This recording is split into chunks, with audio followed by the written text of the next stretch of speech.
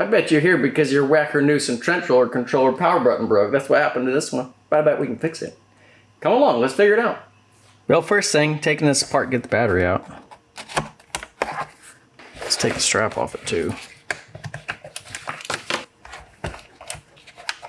From the back side, there are 4 screw holes. One here, one right here, another one there, another one right there.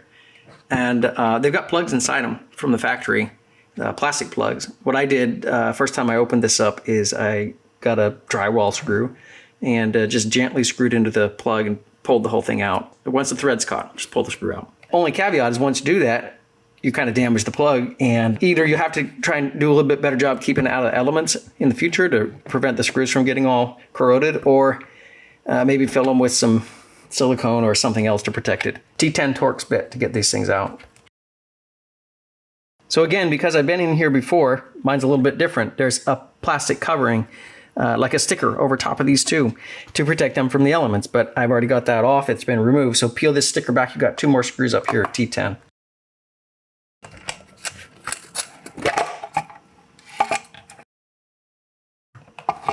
Carefully, let's remove these 2 connectors here. This will get the back end away. There's a press release on the bottom of the center one. Be careful with this stuff. Right here, if you squeeze, it releases the catch. And pull this one off. This one doesn't have a catch to release, but you do have to just kind of rock it carefully off.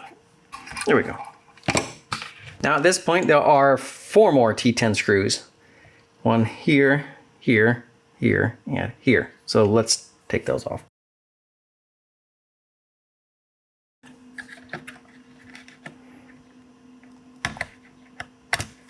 There it is. Very carefully rock this back and forth a little bit. Straight vertical as you can. You don't want to bend the pins. There we go. These are the pins we're talking about. Be real carefully. If you torqued it, you could easily bend all these pins. This is the faulty power button switch.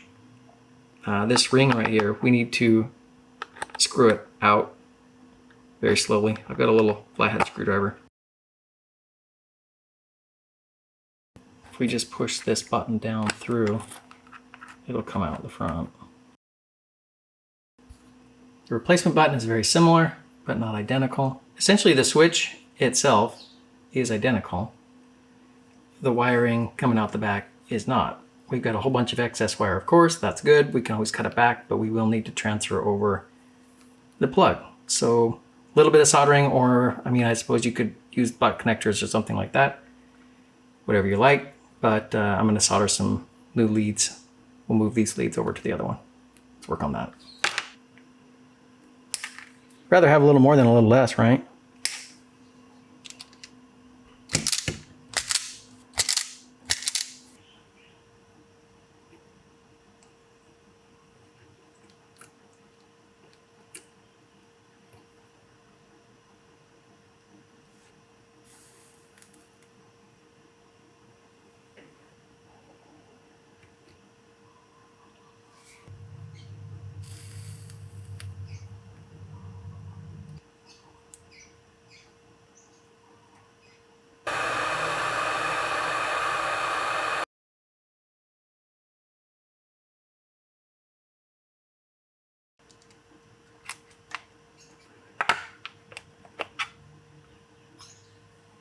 They gave us a new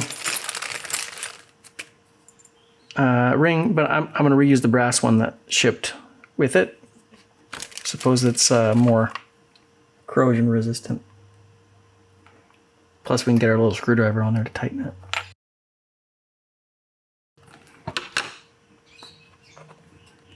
That looks pretty good. The little pins here, they're set here and a set there, right? Push them down. Should slide right into place. That's perfect. We'll put the screws back in. Don't forget to connect your wire.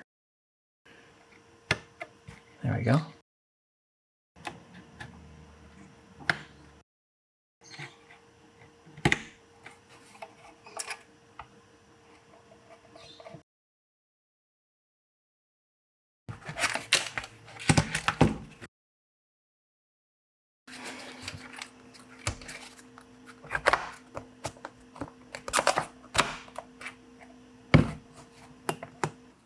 Well, I found out I was saying it wrong. Wacker Neuson, Noose, no, I don't know.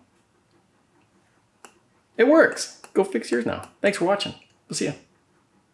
Maybe.